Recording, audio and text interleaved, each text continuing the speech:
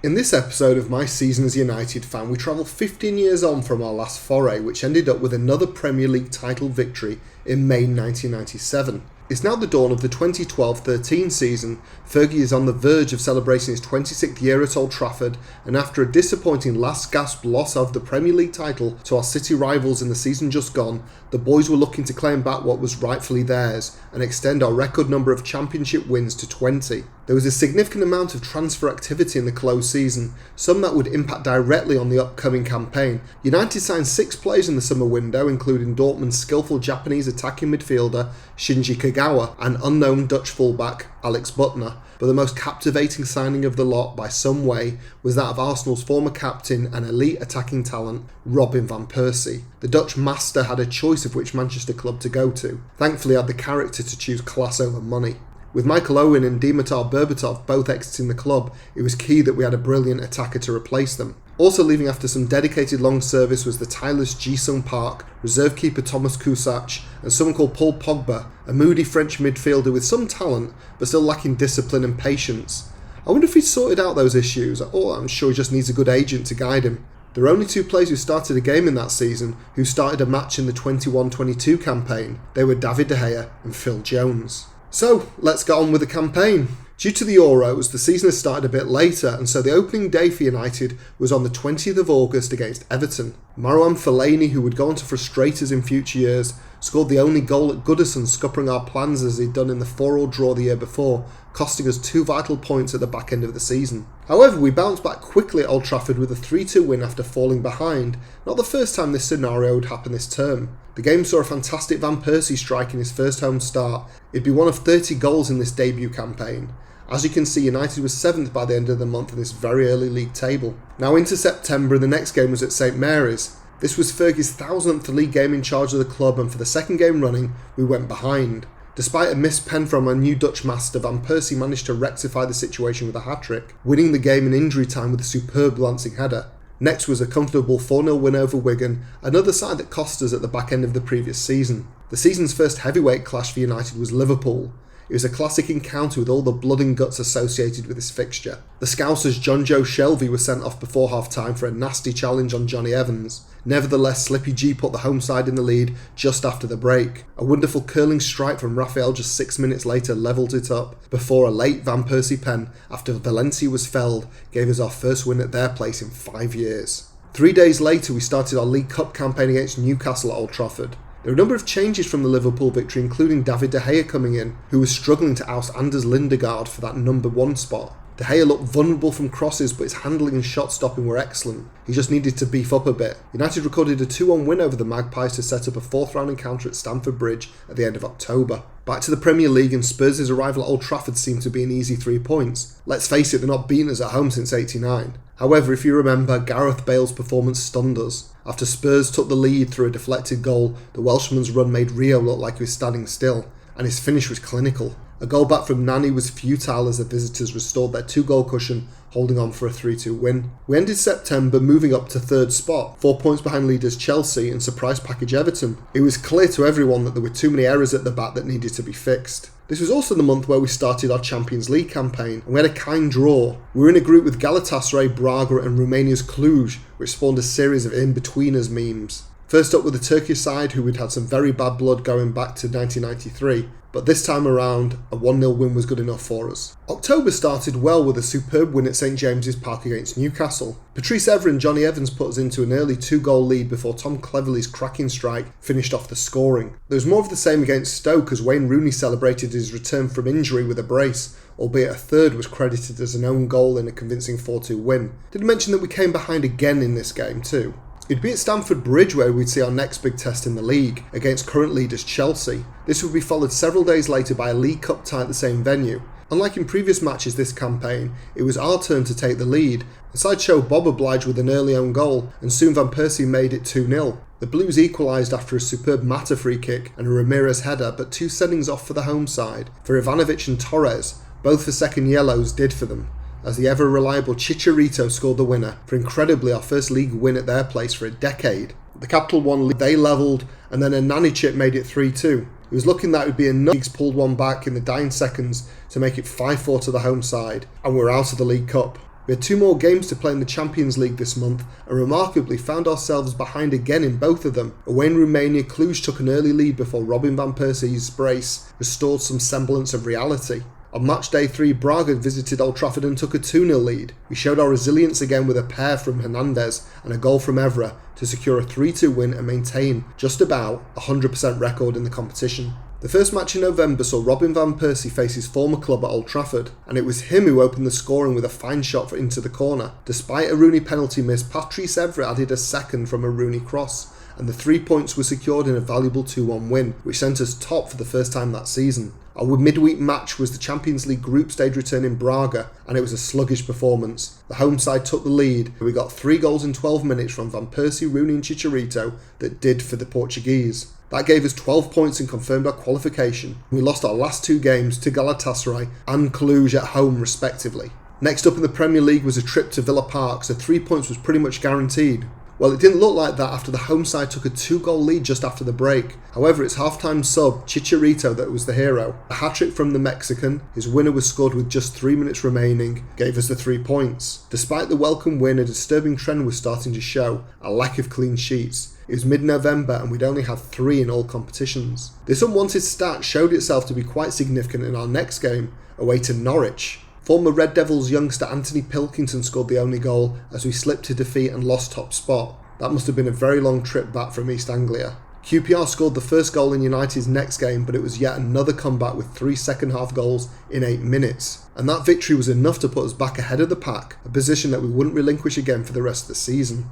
You'd have been very unlucky if you'd arrived a teensy bit late to West Ham at home, as Van Persie scored a skillful goal after just 33 seconds. And that was all the action in the match pretty much. But it was the first Premier League clean sheet for 7 weeks. We'd only get 1 more before the end of 2012, so it was tight at the top, just a point ahead of City, and it was already starting to look like a 2-horse race as Chelsea were already falling off the pace. It was going to be a match-packed December with 6 league games and the previously mentioned Champions League dead rubbers. It all started on the 1st of the month at Reading's Medeski Stadium, where the side shared 7 goals in the first 35 minutes and then nothing for the rest of the match. The ding-dong battle highlighted the ease of which we could score, but also how continually sloppy we were in defence, conceding 3 to a side that would be comfortably relegated at the season's end. With Rio Ferdinand only playing 2/3 of the games by the end of the season, and captain Nemanja Vidic only making 18 league starts, it wasn't surprised that our defence was constantly fragile.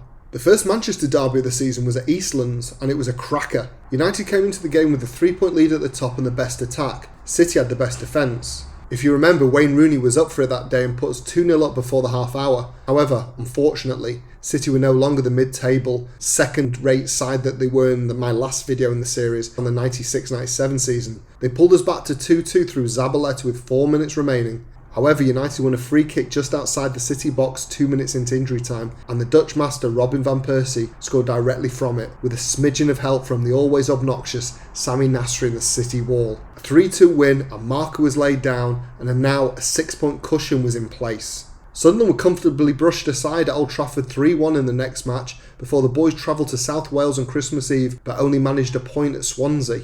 In the next fixture, Boxing Day belter versus Newcastle. From Newcastle taking a 3-minute lead from sloppy defending, the boys had come back 3 times from behind at Old Trafford before finally taking a decisive 4-3 lead. It was exciting, but at what cost? The difference between the sides that day was firepower, and whilst we conceded our lead at the top of the Premiership, it was a red flag of things to come.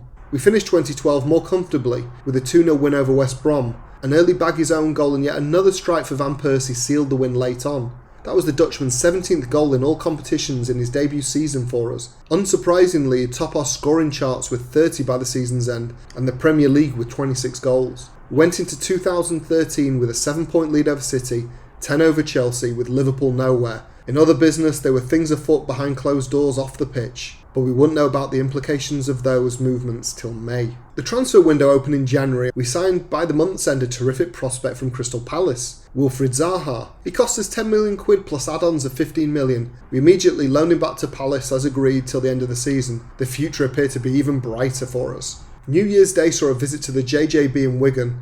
At 4-0 it was a remarkable result because we actually had back-to-back clean sheets for the first time this campaign. Chicharito and Van Persie doing the damage up front. The Mexican himself would get 18 for the season, from 22 starts and with appearances off the bench in double figures. United got a fairly unkind draw in the FA Cup with a third-round tie at West Ham. After taking the lead through Tom Cleverley, some mediocre defending saw centre-back James Collins get a brace. In the end, we had to rely on some sublime play and injury time as Ryan Giggs' crossfield pass received an astonishing first-time touch for Van Persie, who finished with ease to force a replay. The game took place a week and a half later, and it was Wayne Rooney, who had been out through injury for most of December and the New Year, who scored the only goal of the game to take us through for a far more comfortable tie at home to Fulham later in the month. Liverpool Old Trafford was the Premier League game that took place between the cup matches. The 2-goal lead was halved due to Gerrard, and if the Scousers hadn't been so wasteful, we may not have collected all 3 points. Liverpool would end the season in 7th, a massive 28 points behind us.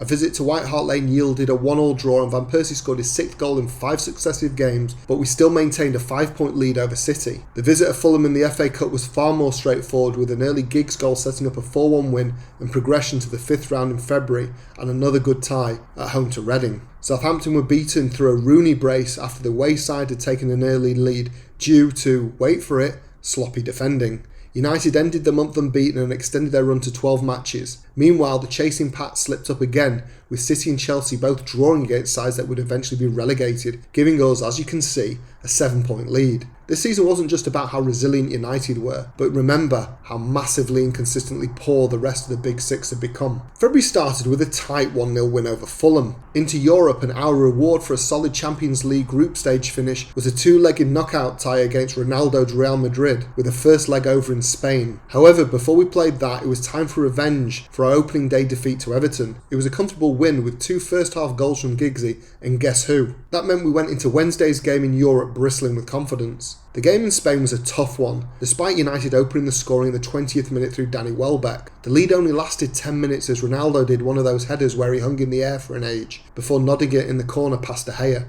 The Spanish keeper was United's man of the match as Real peppered the goal. That's not to say we didn't have our own chances, with the best falling to Van Persie, including a shot that struck the bar and one that was cleared off the line. Fergie must have been happier than Mourinho to take a 1-0 scoreline back to Old Trafford for the March return. The following Monday saw more cup football as United hosted Reading for a 5th round tie. There was a decent amount of rotation after midweek exploits, and it took until midway into the second half to break the stubborn Reading resolve. With a nanny snapshot, Javier Hernandez added a second a few minutes later, and the quarterfinals beckoned. We were drawn to meet Chelsea for a home tie. It was going to be tougher, but at least we were drawn at home against Chelsea for the quarterfinal.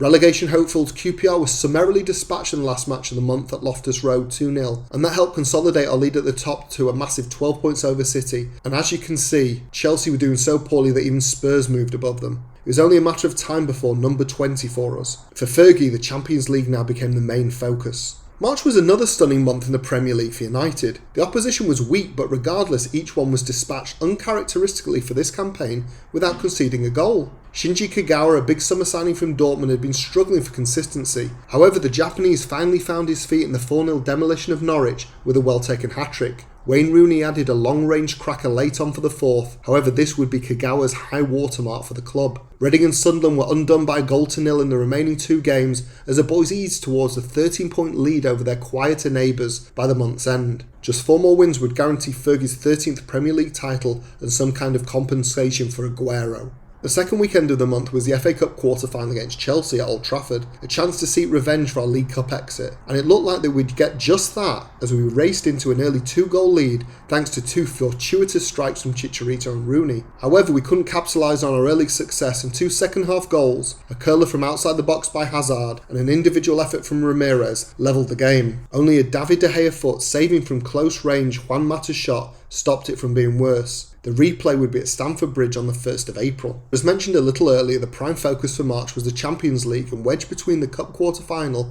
and the Reading game was the return leg against Real Madrid. Ryan Giggs was making his landmark 1,000th appearance for club and country. After a first half replete with chances for both sides, United took the lead on the night thanks to a fee-blown goal just after the break from Sergio Ramos.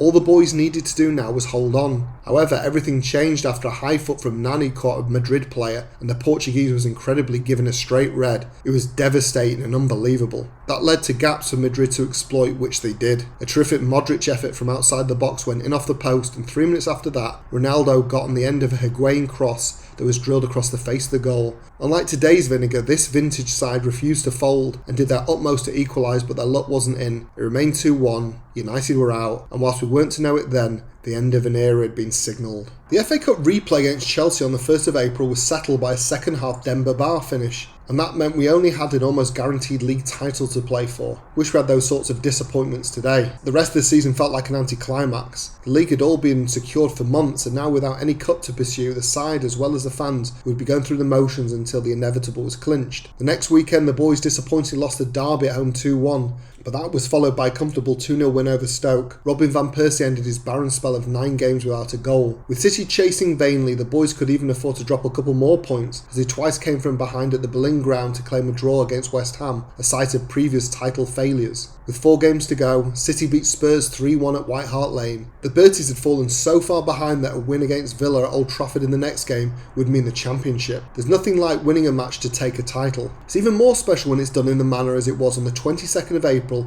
as Robin van Persie showed the whole of the Premier League that it was his season, as he secured a hat-trick in a little over half an hour in a 3-0 win, including a sublime volley from a pinpoint Rooney pass. Every member of the attack was firing on all cylinders this season, but the Dutchman was phenomenal. United's lead over City was unassailable. It was only the 4th time in Premier League history that the league title had been decided with 4 more games to go, and 7 years since it had been decided in April. As if to rub Arsenal's faces in it, United received a guard of honour from the Gunners at the Emirates in the next game, and it was the man himself who scored United's goal in a 1-1 draw. The next fixture at Old Trafford against Chelsea was a disappointment. With the title secured, Fergie decided to reward peripheral players by giving them a run out. And of all people, Juan Mata scored the winner, a deflected shot off Phil Jones late on. He stands today as the last Chelsea player to score a win at Old Trafford. That game was on the 5th of May. 3 days later, football fans around the world joined our loyal red and white army in disbelief, with a dose of surrealism added in for good measure as the most successful manager of all time. Sir Alex Ferguson announced his retirement from the game after 26.5 years, 38 trophies, and now had a stand named after him. What's more, David Gill also decided to call it a day. The United fixer, the man who secured some of the best deals and made all the corporate decisions, was also gone. These movements, as mentioned earlier, were made in secret several months before, and much to many Reds' concerns, Everton's David Moyes was to be made a successor. Also with Fergie and Gill, Paul Scholes, who had come out of retirement, decided to finally call time on his playing days. So it was Swansea who were going to be Fergie's last opponents at Old Trafford, and it would be after this game that the Premier League trophy would be presented. United took the lead through Chicharito, but Michu equalised and nearly took the sheen off the day, only for Rio Ferdinand to belt one in with minutes remaining for the 3 points, and his first goal for over 5 years. The Premier League trophy was awarded, speeches were made in the rain, and Fergie asked us to get behind the new manager.